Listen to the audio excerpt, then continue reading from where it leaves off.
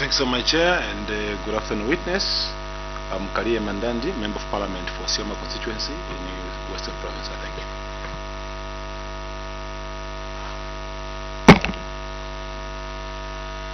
Thank you, Chair. Good afternoon, Home Affairs. I'm Reverend Given Katuta Mwewa. I represent the good people of Chiengi Local Province. Good afternoon, Chair, and good afternoon, Acting PS and your team. My name is Honorable Choshika Sanda, Member of Parliament for Zambia. Thank you. Afternoon, Chair, and afternoon, Honorable Members, and afternoon, witness. Cliff Mpundu is my name, Member of Parliament for Chembe constituency, and a member of this committee. Thank you. Good afternoon, witness. I'm Peter Piri, Member of Parliament for Mkarika constituency. Thank you. Secretariat. Thank you, Chair. Good afternoon. I'm Rachel Momba Mpongo from the Office of the Clerk. And my name is Newton Samakai, Member of Parliament for Mwinilunga constituency in the Northwestern Province, and I'm sitting in for the chairperson. Yes. First of all, I wish to extend to you the immunity that members of Parliament enjoy when they are discussing matters of national importance, like we are doing this afternoon. So we extend that immunity to you.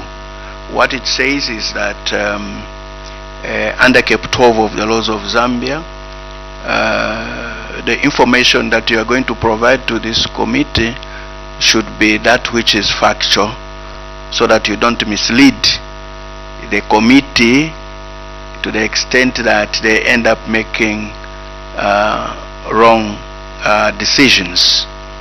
So as far as the information you provide is factual, you are protected. Conversely, if you provide information that is not factual, then the reverse of Cap 12 will now visit you. So we believe that you are going to provide the required information that is correct, that is factual, to help this committee. Now, our model of operation is that really you don't need to waste time on introduction. We already know you, and we have already read what is there, but we just want you to talk briefly on the items like the adequacy of the legal and policy framework, then the extent of interagency coordination, effectiveness of the financial intelligence, challenges. At least 3 minutes on each of those, so that you leave time for members to put across their interventions on what you would have delivered to us. You may start your submission. Thank you, Honorable Chairperson. We are well guided. I'll therefore proceed to the adequacy of the fixed legal and policy framework in line with the international anti-money laundering and counter-terrorism financing standards. Honorable Chair, Zambia's Financial Intelligence Center, that's the FIC, has a legal and policy framework that is aligned with international anti-money laundering and counter-terrorism financing standards. The Financial Intelligence Center was established, as you know, under the Financial Intelligence Center Act number 46 of 2010, which mandates it to receive, analyze, and disseminate financial intelligence to combat money laundering and related crimes. In addition, Zambia has other key policy documents and laws aimed at combating money laundering, terrorism financing, and proliferation financing, which include 1. The Prohibition and Prevention of Money Laundering Act number 14 of 2001, amended Act number 44 of 2010. This law defines and criminalizes money laundering. 2. The Anti-Terrorism and Non-Proliferation Amendment Act of 2024. This act criminalizes financing of terrorism. 3. The Forfeiture of Proceeds of Crime Act number 19 of 2010, which provides for civil and criminal forfeiture and seizure of proceeds of crime. And fourthly, the National Anti-Money Laundering and Counter-Terrorism Financing and Proliferation Financing Policy of 2023, which outlines Zambia's strategy for combating money laundering, terrorism financing, and proliferation financing. These laws, Honorable Chair, and policies are designed to align Zambia with international standards, particularly those set by the Financial Action Task Force, FATF.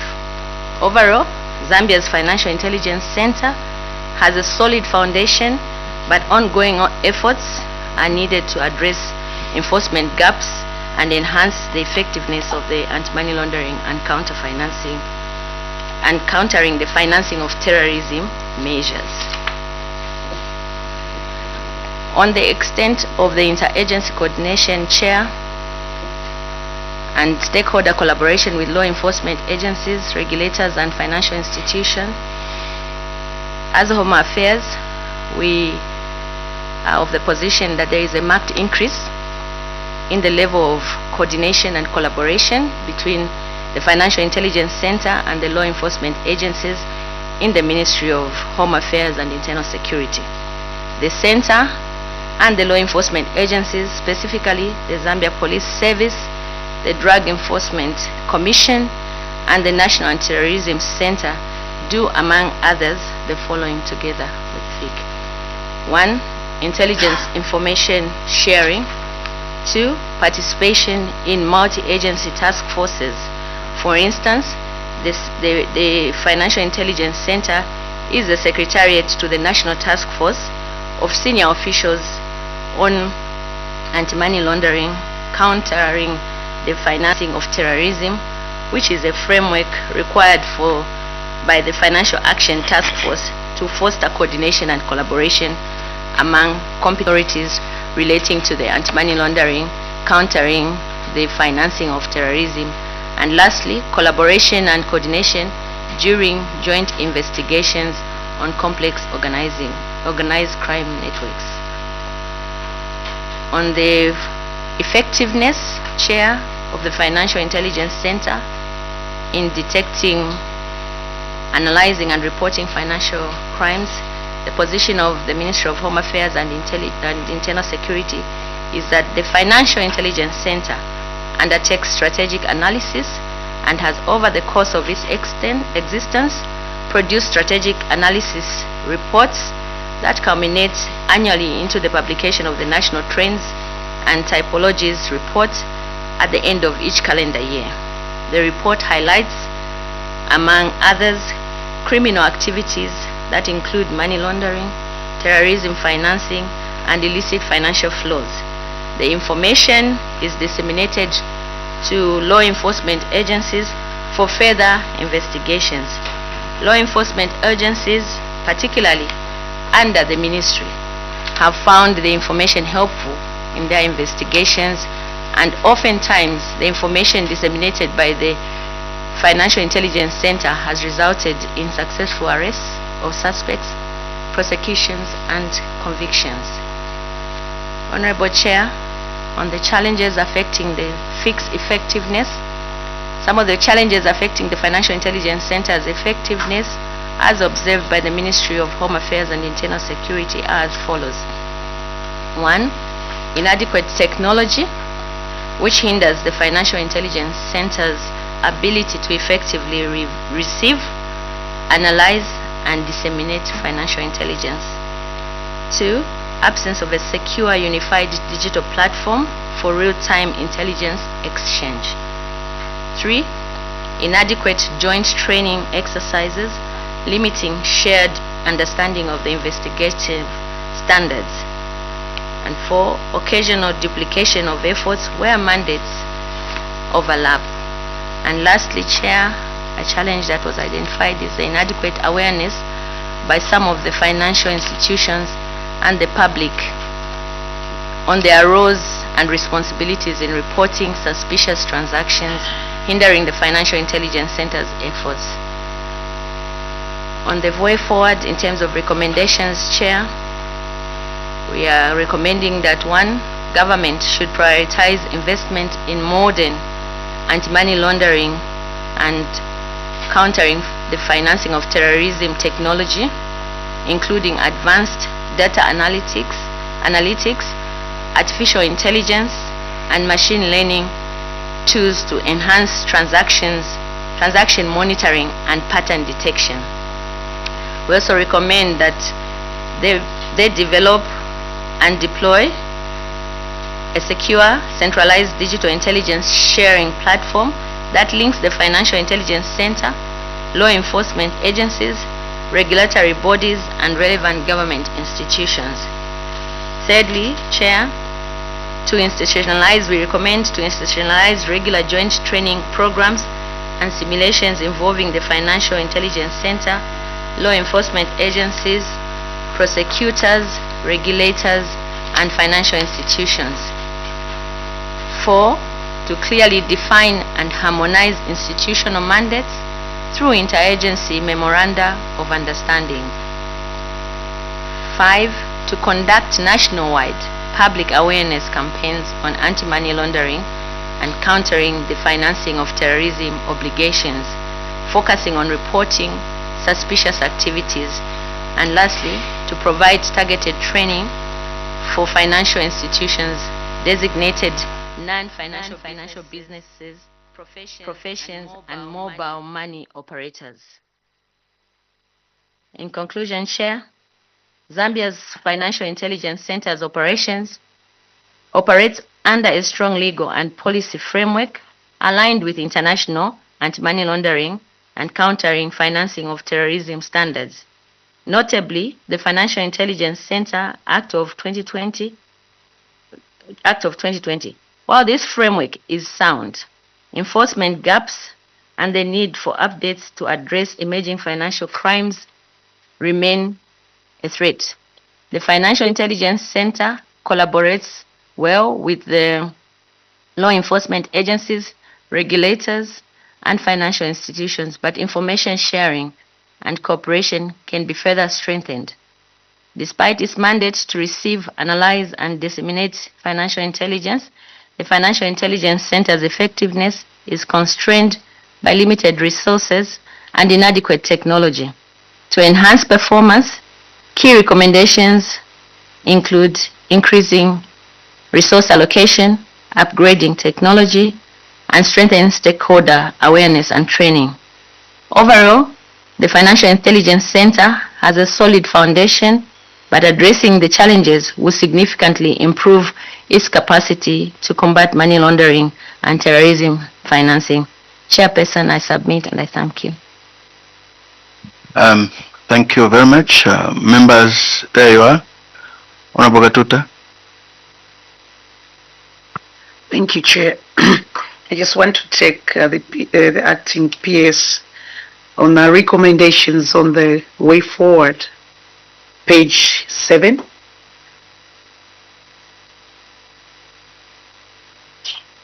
Six point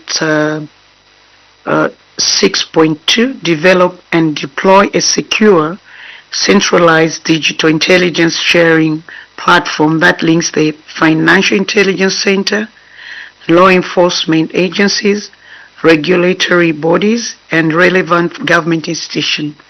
I just have a question, Chair, to the peers. Don't you think this will compromise the information? Because we are looking at FIC to be totally independent, because we know some law enforcing agencies are compromised, it's a fact. So now, if you propose this, that they should share a platform, I think it will compromise the information that maybe they will try to bring to the nation. At the moment, whenever FIC produces a report, It's the information that they have. It's just, it's something that has not been shared with anyone. So if you recommend that the FIC should have a platform where they can work with all these bodies, I think it would be a compromise. Thank you, Chair. Okay, any other? Honorable Kasanda. Thank you very much, Chair. I'll take you to page 6.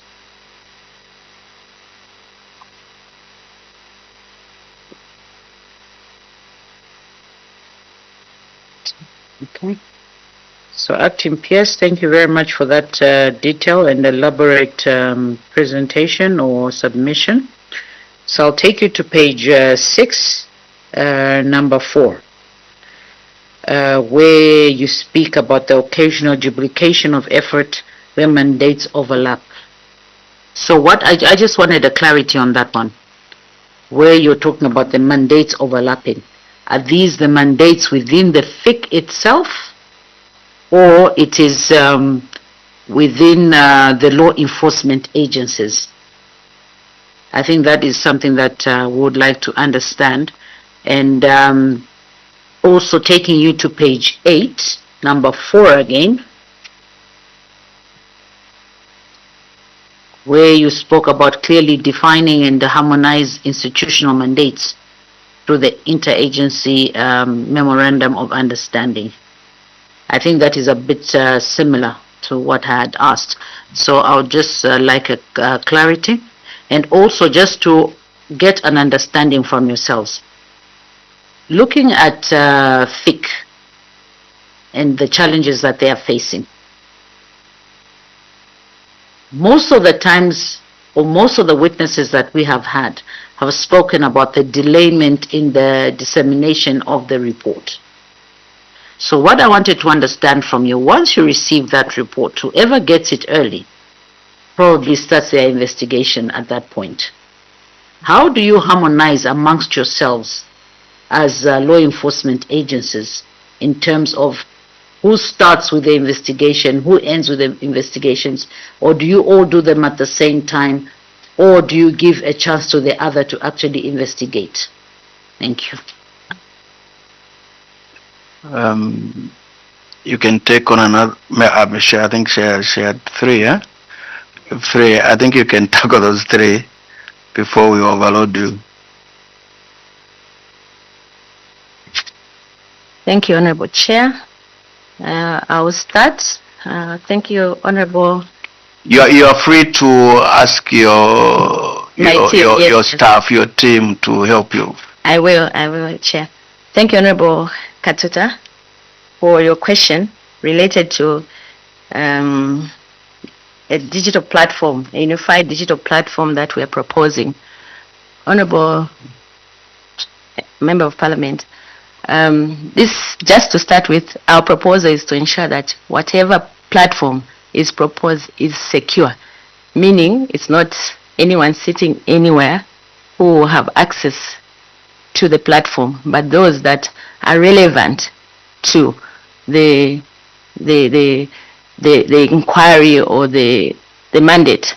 Because if you recall, in one of on the extent of interagency coordination, I think we were requested to propose, we're saying we coordinate on intelligence information sharing. And so to enhance the intelligence sharing, this is where the proposal is coming from, because if we can have a platform where we can the law enforcement agencies, including FIC, that are coordinating on this anti-money laundering and counter-terrorism financing, can access and have quick, real-time information to react, to avoid further delays, to avoid distortions, because then we're all seeing the same thing.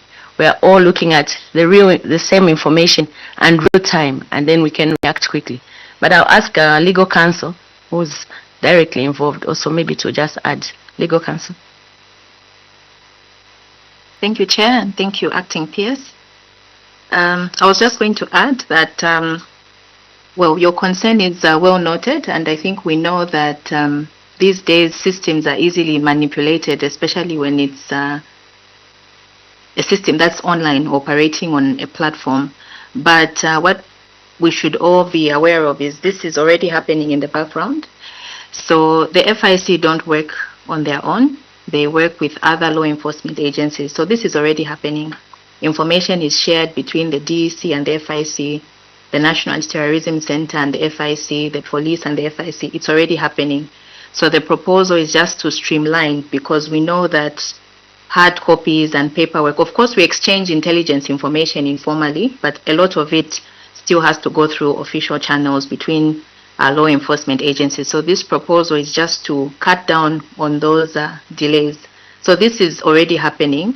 It's just that we want the systems to be improved by the recommendation that we've made. So that's for the first one. On the second one, the Honorable Member asked about duplication of efforts on which institutions have mandates overlapping. So as it stands, the reporting entities are the ones that work closely with the FIC, which mostly includes banks and other financial institutions.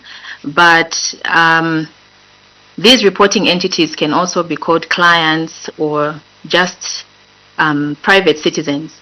So nothing stops them from going directly to the DEC or the ACC if they suspect corruption, or reporting it as an STR, which is a suspicious transaction report. And so that is why we are recommending that perhaps through this CAB memo that the FIC submitted, some of those operations can be streamlined, because you find that the FIC will receive it as a suspicious transaction report. Meanwhile, it's been reported to DEC, ACC, and everyone is investigating a similar case. So that is what we are terming as mandates overlapping. But if their operations are streamlined, this can be more defined for the FIC. So then question 3, I think it came from the other honorable.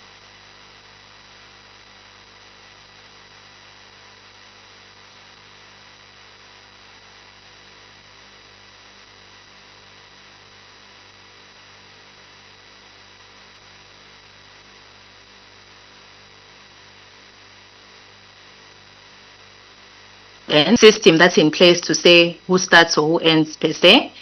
The same case can be reported to any law enforcement agency, and sometimes a case will look like money laundering, but it can also have components of terrorism financing. So what happens ordinarily is when the FIC receive a suspicious transaction report, they will analyze it, and if they feel that it has components of terrorism financing, they submit it or forward it to the National Anti-Terrorism Center, who have to analyze that and do further investigations. If they feel that it's a case that involves money laundering, they forward it to the DEC, the Department of AMU, which deals with money laundering, and so on and so forth. So that is how the trail works. So of course there may be some delays in dissemination, and I think that's one of the challenges we pointed out, because some of these institutions like banks and other financial institutions, they may not have submitted a suspicious transaction report the correct way.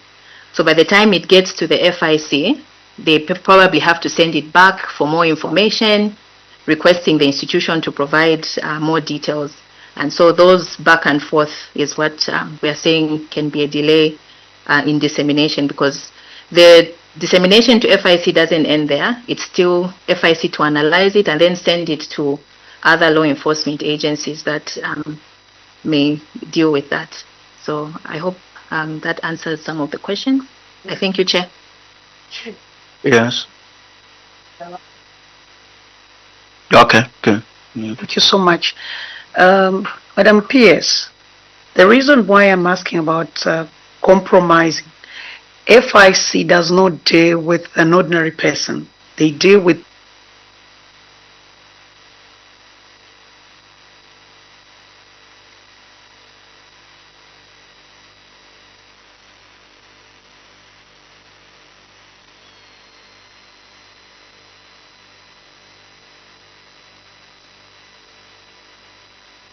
beings. FIC normally doesn't go for maybe somebody who has a contemba, whose account maybe is just 10,000 kwacha or maybe $10,000. No, we're talking about big guys here. So, Chair, I'm worried. I want a clarity. What are the big guys? Normally, these FIC do investigate huge amounts of money. We've heard of like $2 billion Yes. leaving the country, yes. So now, if we have a platform, of course it will not be for every person to be on that platform. It will be for senior people to sit on this platform.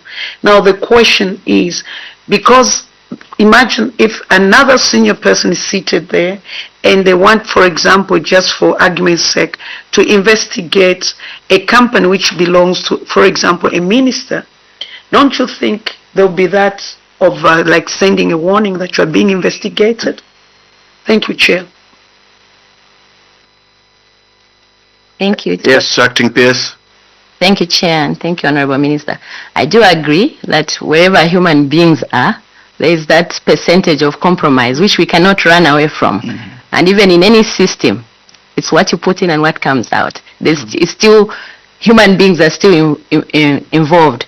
But what we're proposing is that as we develop, we need to make it as tight as possible in terms of making it secure. Yeah.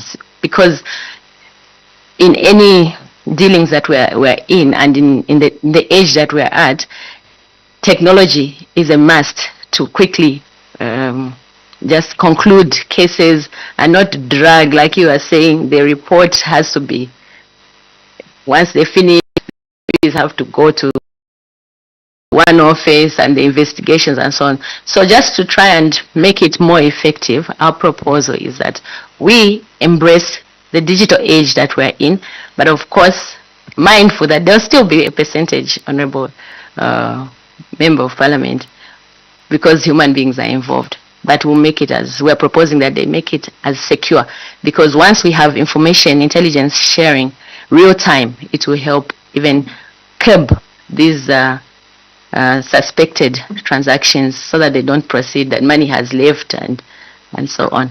But we're still humans, Honorable Member. I submit. Yeah, thank you. Any other? One or two? Yes, Honorable Msonda. Thank you, Chair. I think the other question I had has already been dealt with, where you have duplication of effort. I'd wanted to find out how you handle two contradictory investigation results, because you are saying there's that possibility. But I think you tackled it. Now the other question I have is, you've talked about where you say that ongoing efforts are needed to address enforcement gaps and enhance the effectiveness of anti-money laundering, countering the financing of terrorism measures. Now, I'm interested to find out, what are the specific enforcement gaps that you can identify which reduce the effectiveness of these measures? Thank you. Yes, please. Thank you, Chair. I'll ask Council to just answer that. Thank you, Chair. Well, most of the enforcement gaps are in relation to after the matter has been investigated by the FIC and it's handed over to other law enforcement agencies, and this matter goes to court. This is where we find that there are a lot of gaps in terms of the information. Most of the information that the FIC receive is intelligence-based, but of course when these matters are taken to court and have to be prosecuted, you require hard evidence, documentary evidence which can be submitted. And so you find that it's a good case, but some of the information that is there it can't be presented in court, and so you find enforcement issues arise as a result of that. So that's what we were pointing out. Thank you, Chair. Any other? Well, I had two questions, but they have all been answered indirectly. So thank you very much. We have come to the close of our conversation. And at this point, let me remove the immunity that was given to you. Thank you for making an appearance before this committee, and we hope to see you again. Thank you.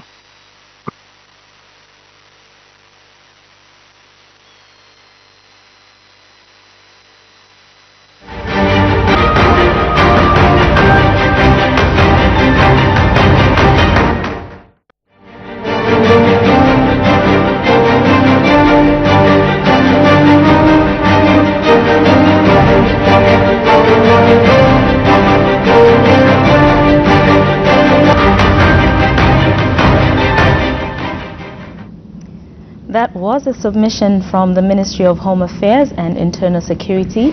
The submission was made to the Committee on Cabinet Affairs. And the topic under consideration is review of the operations of the Financial Intelligence Center. I hope you enjoyed listening to that and you continue being with Parliament TV. We have one last witness we expect to make a submission before the committee, and this is the Zambia Police Service.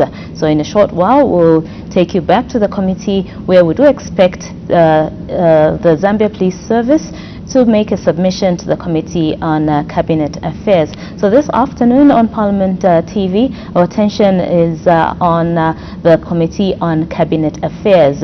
Earlier on, we did have a submission from the Zambia Chamber of Commerce and Industry, and just some moments ago, we listened to that submission from the Ministry of Home Affairs and Internal Security. We do expect Zambia Police Service to make a submission to the committee. Once again, the topic is review of the operations of the Financial Intelligence Center. Enjoy watching Parliament TV as we continue bringing Parliament closer to you. You can watch us on DSTV channel 272, GoTV channel 28, and channel Parliament TV, the station that is dedicated to bringing Parliament closer to you.